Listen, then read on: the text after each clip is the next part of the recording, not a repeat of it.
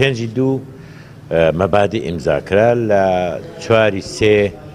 ڕێکەوتنامەی سیاسی ئیمزاکرا پۆستەکان دابەشکراون لە هەفتەی داهاتوو ئینشاڵڵا پرۆتۆکۆلی پێکەنانی حکوومەت ئیمزا دەکرێت لایەن ئەو لایەنانەی کە حکوومەت پێکدێنن و کەیە بزەبت چۆنە کەمەک تەحمل بکە معلوم دەبێت ڕێکەوتون هەرەوەیە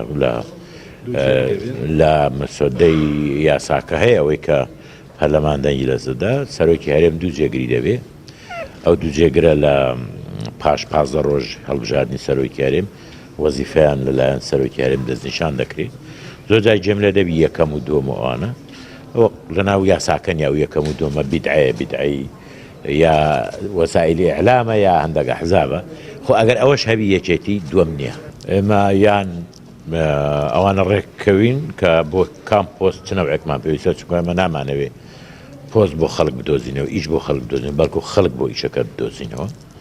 پاش ئەوەی تەسبیت بووە ئێستا ئەوانە ژمارەیە خەڵکەیە داوای کردووە یان خۆمان پێمان وتووە شۆرت لیستێک دەکرێت لە پاش شۆرت لیستەکە گەر ڕێکەوتین لەسەر ئەوەی کێوچێدانین باشە ئەگەنا لە سەرکردای مکتەبی سیاسیە سەرکردای دەنگی بۆ دەدەین پەیوەندیمە لە گۆڕان باشە ئێمە پارێزگاری سلێمانی لە گۆڕانە ئێمە هاوپەیمانەتێکمان هەیە لە هەفتەی 5 2017 ڕێکەوتنامەیەکمان ئیمزا کردێ